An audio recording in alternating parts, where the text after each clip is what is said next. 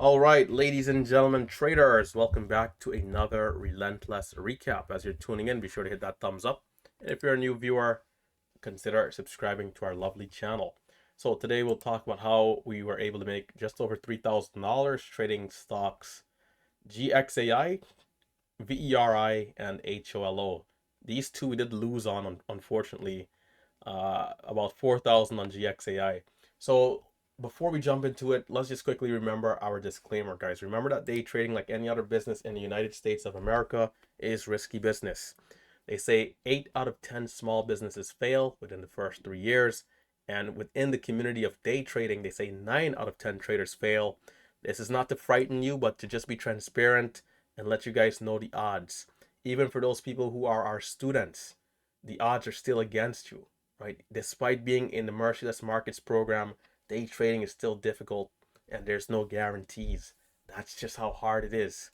So remember, if you're new, even if you've been around the block a couple times, but you're not quite making that mark, you're not quite as consistent as you'd like to be, guys, you have to do the right thing. Utilize a small amount of cash or use the paper trading simulators. That's what I did in the very beginning to help reduce my risk in the learning curve. That's the way to do it. Start small, build experience, and then become competent. Once you feel good about where you are, once your stats are backing you up, then increasing risk makes more sense. Using more money makes more sense at that point, but not in the earlies.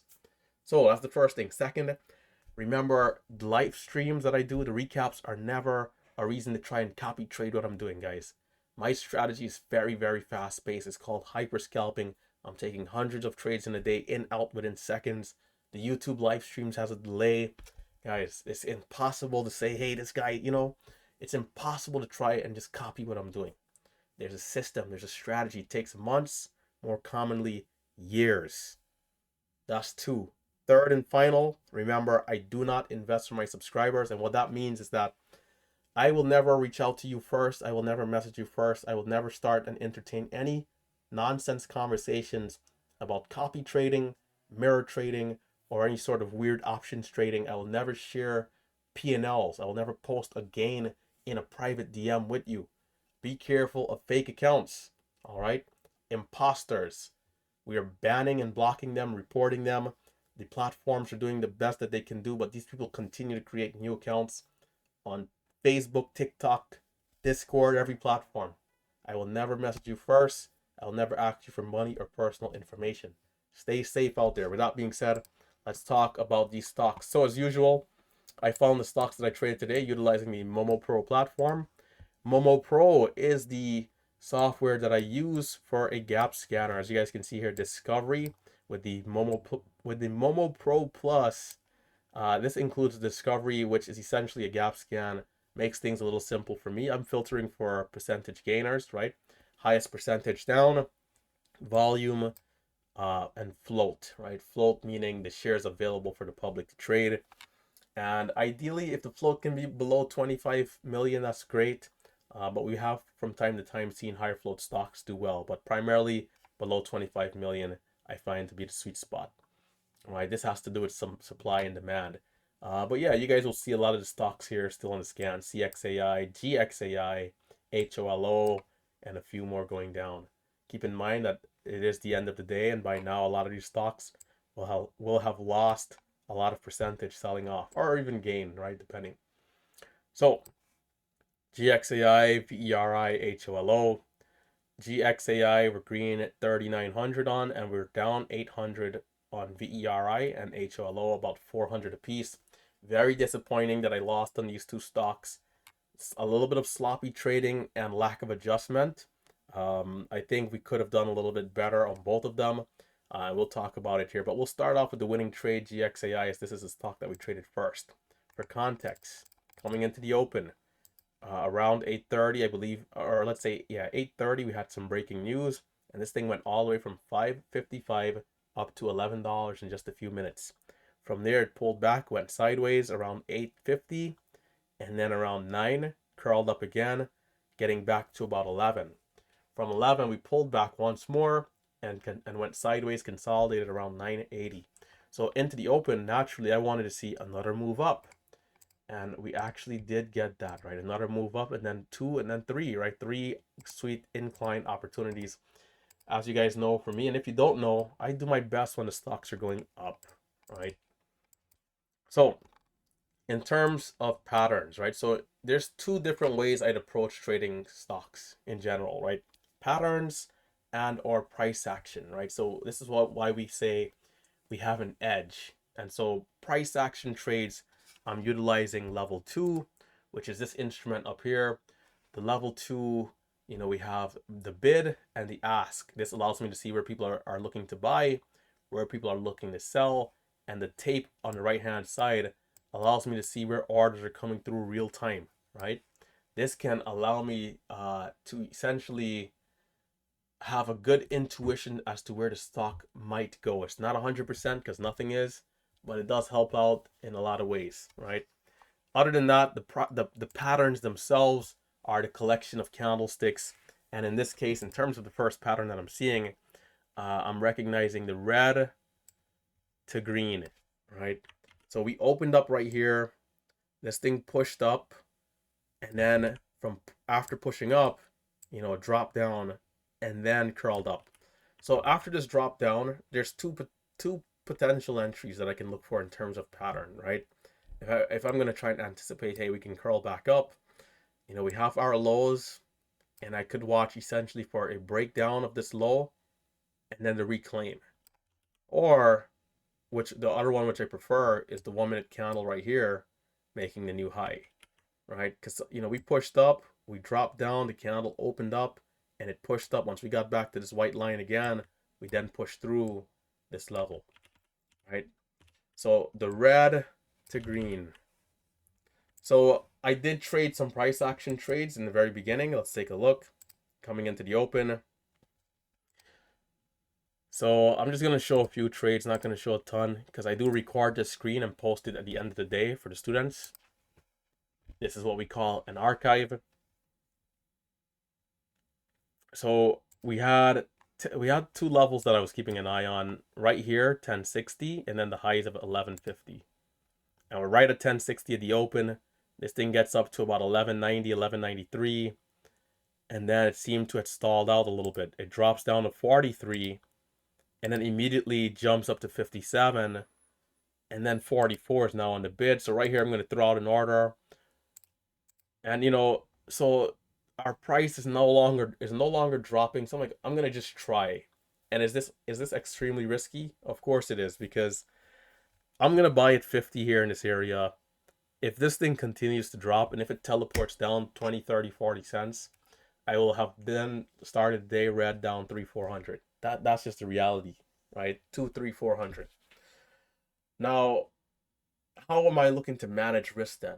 Well, if I'm gonna buy this area thinking this thing might want to curl back up, the moment it starts to drop, or even if it teleports down, I want to be out immediately as quick as I can, and I want to observe whatever loss it is without looking to hold or add and buy as it goes lower. I want to just, hey, if I think 40-50 is going to hold, I'm in. If it doesn't, if it's dropping or it's not looking like it's going to hold, I want to be out.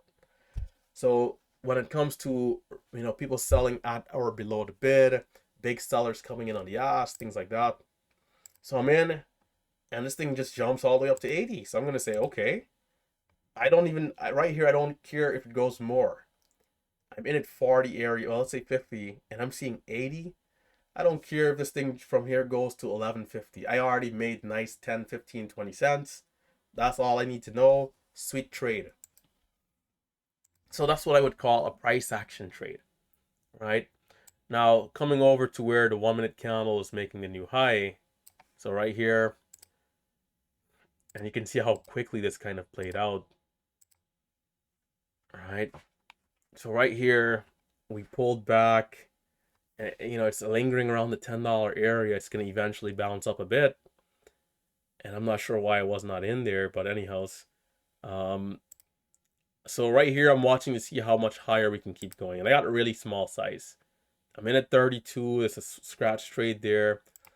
And you can see the high of this candle is 55. The moment I'm out, and you can say I'm out a little soon, because the moment I'm out, the 1 minute candle starts to make that new high. And this is where I start to watch to see how well can we hold up around this area. It doesn't have to be 55 exactly, but in this range, how well can we hold up this area? And so, 46, but then again, 52. I'm just going to throw out an order again right here. And I'm going to tell myself, if it drops down aggressively, take the loss. If not, let's be patient and see what this thing does. And so we're in 64, a little higher than I would have liked, but there's already 11 again. I don't need to see anything more than that to be content with that sweet trade. And that's really small size. Like, I kind of undercapitalized a lot there. Here I'm in. This is a high fill, but it's a sweet move up. This is all I'll show. This is all I will show, brother. That's already maybe been showing a little too much. But anyhows, I'm buying back right there because once we push higher, it's not really flushing out and going right back down to 50. So I'm taking on a risk again. If I go in right there at like 75, 80 area, like I did, and I got filled 89, if it does flush down to 50, I'm looking to take that loss and just keep smiling and keep watching on for the next area. But the risk is real.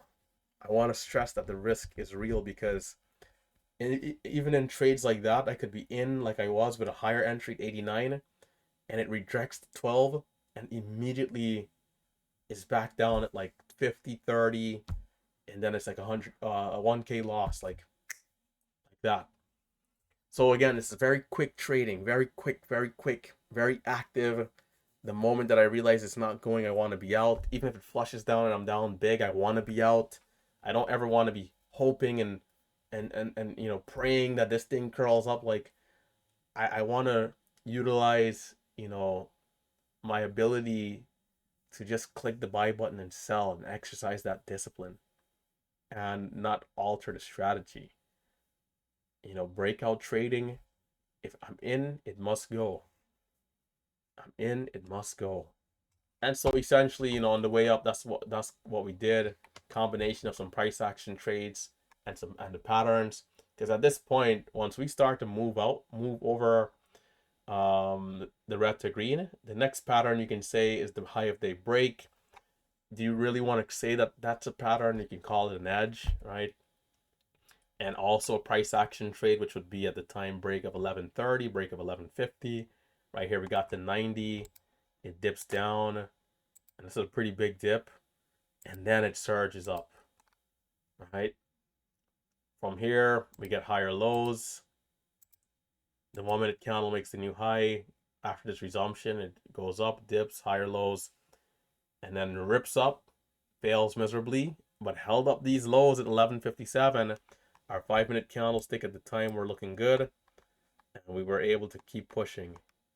Nice incline here, bit of a flat top breakout, and wedge over the highs of 14. I did not take this trade here. I had the opportunity to. Man, I had the window of opportunity. It's so crazy because this was an instant, but for me it was like an eternity that I was there and I had time to think about if I wanted to buy because we were at like 90 and green started hitting the tape like crazy. But because we were here once, twice, 3 times, 4 times, is the fifth time the charm. It was. And what made this fifth time better, I'm a little disappointed that I didn't buy it because what made this fifth time better was that all these, I think the first 3 times right here, we tried 90, let's see, 95, 95, 14. Right here we dipped down and it's kind of one of those things where you have to really be watching the stock real time to kind of notice the subtlety. But it's like the stock was like trying aggressively the first 3 times. But right here, despite coming up, like you could see that the volume was lower. Here there was a difference in how fast the volume was coming in. And I was like, no, this might still hit 14 and then come back down. And I blink, I look back, it's at 1567. I was like, dang. I tried to buy a dip around 50, which was aggressive. I sold And then the moment I sold, it's like it went again. Or what was the move? I think 1467 rather. 14 it got to 1467. Dipped around like 1450, maybe like 48, I think. I bought in that area, didn't hold it. I sold and then boom, 15, 15, 10, 15, 20. And then it was like chasing the halt down here. So I missed this entire move. If I had caught this, I could have added 2k like minimum I would have added 2k minimum because I would have sized up immediately after that first trade. If I captured the second trade, which would have been about another 40-50 cents. I had my biggest position was 3,500 shares at some point. I don't know if I could find it. I think I only did it once. I think I only did 3,500 shares once. Might have been a little later because I think the resumption came. But it was a sweet trade, man. But the issue that I had, was that I got a high fill. And the stock also didn't continue. But I sold it. I sold very fast. I mean, I can't really find where that order is. Oh, right here, right here. At 12, I mean, I took a good size loss actually. Yeah, I was buying for like 48, like let's say 45.55. I got filled 85. It rips up to 13 and then dips all the way back down to like 20 or like 30. Frustrating, but part of the deal. Anyhow, the other two stocks that I lost on with miserable trading, it almost was like just I don't know. Sometimes you don't connect on the stock, but man, like I didn't make any proper adjustments. HOLO, in good rhythm with how the stock is moving, but execution wise, I was like, and this is why I'm saying I traded terrible because rhythm wise, I was exactly where I needed to be, anticipating the moves, had great intuition that this should hold, but fumbling the trades, like simple things like not holding long enough down here, selling too early, paper hands, like yeah, man, risk was limited, but paper hands, not holding up the lows, um, you know, hesitating in areas like this where the 1 minute candle is making a new high, just missing trades and just as a result, hesitating, man, second guessing and just nonsense. If not, I could have done well on this because mentally I was seeing what it was doing, but just execution is awful, man. But context, this is HOLO. This is, every few days it seems to be giving an opportunity. Yesterday as well, today again. We start moving up aggressively over the highs of 656. And then from there, we kind of get this consolidation. Initially, we had higher lows in here, but then it's going to break down.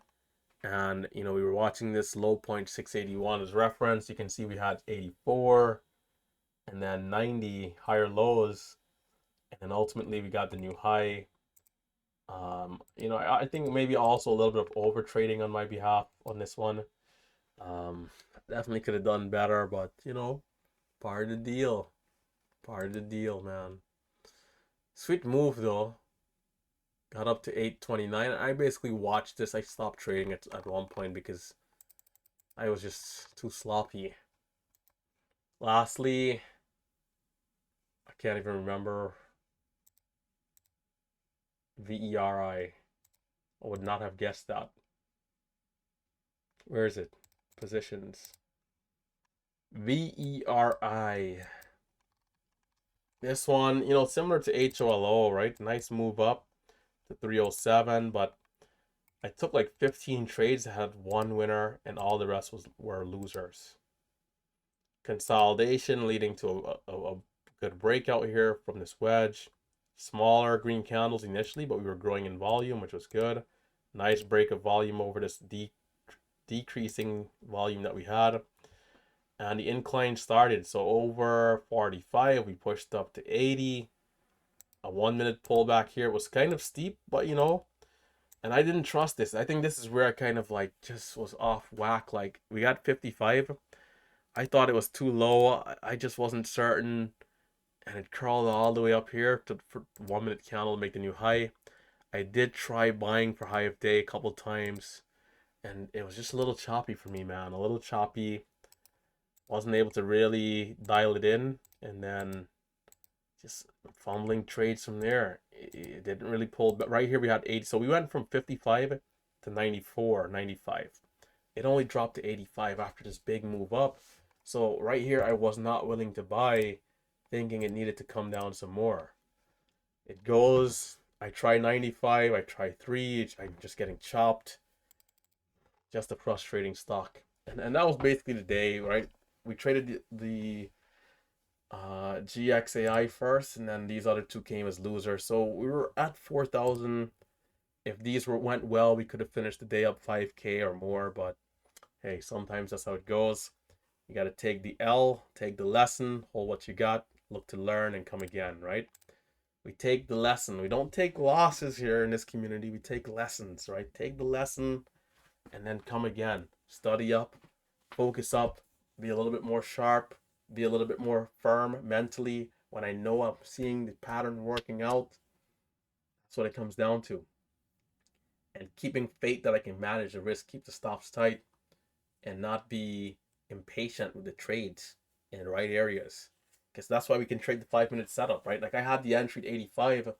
I could have said, hey, 70 stop, 15-cent risk, can we curl back up? That simple. I would have been in, selling over the whole dollar, being more confident, getting into a better rhythm, not being shy of hitting the buy button, and so forth. But yeah, guys, hit that thumbs up. It's been Relentless Trader, another good day. We're looking forward to tomorrow. We're looking forward to Friday. If the momentum can be hot tomorrow and Friday, we'll look to push it. If it's not, then we'll take it easy and see what we get. With that being said, stay safe, stay green. Check out those links down below. Once again, Momo Pro for the scanner, code Relentless for 25% off for 6 months. You guys can also check out the link to our Discord community. You might say, hey, Relentless, what in the world is Discord? But Discord is our trading chat room, all right? This is where we hang out before, during, and after the live stream. You guys can find traders chopping it up, talking, having a good time. There's also a ton of call outs and stuff when you come early into the morning session, right? We'll have to do we'll have to do a lot of scrolling. I mean, it's okay. But yeah, and ultimately just a good place to, hang out, have fun. We always keep it professional.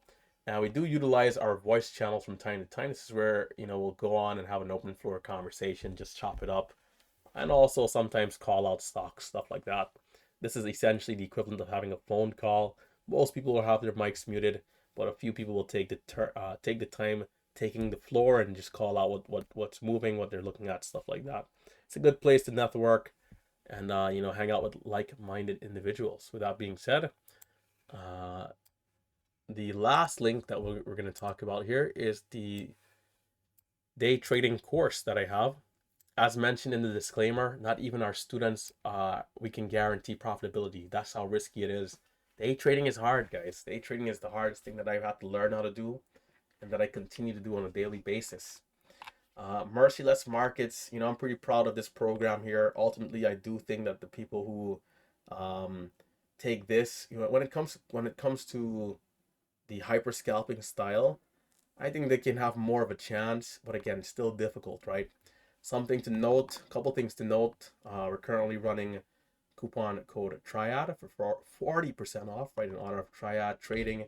Those of you who might not be familiar with him, his name is Tom. In fact, up here we have myself and Marcelo. We have Tim over here. Let's open up some links. And we now have Triad as well, right? So quick look at Tim. There's Tim. Some of you guys will be familiar with Tim. And then again, here's Triad, right? So you guys can, check them out. The gold membership, of course, includes everything. But if you're liking how Triad is doing it, maybe you're liking how Tim is doing it, you might want to follow Tim exclusively. You have the option for a lesser price. If you want everything for a little bit more expensive price, there's gold. Where we we still have 3 month options available for Tim and Gold. It's not here anymore. It'll be at checkout, but next week we are going to get rid of it and only do 1 year subscriptions. All right. So with that being said, take it easy, stay safe, stay green, and I'll catch you guys in the next one. All right. It's been Relentless Trader. It's been a good recap, and I am, of course, signing out. Deuces, bright and early at 9:15 a.m. tomorrow morning.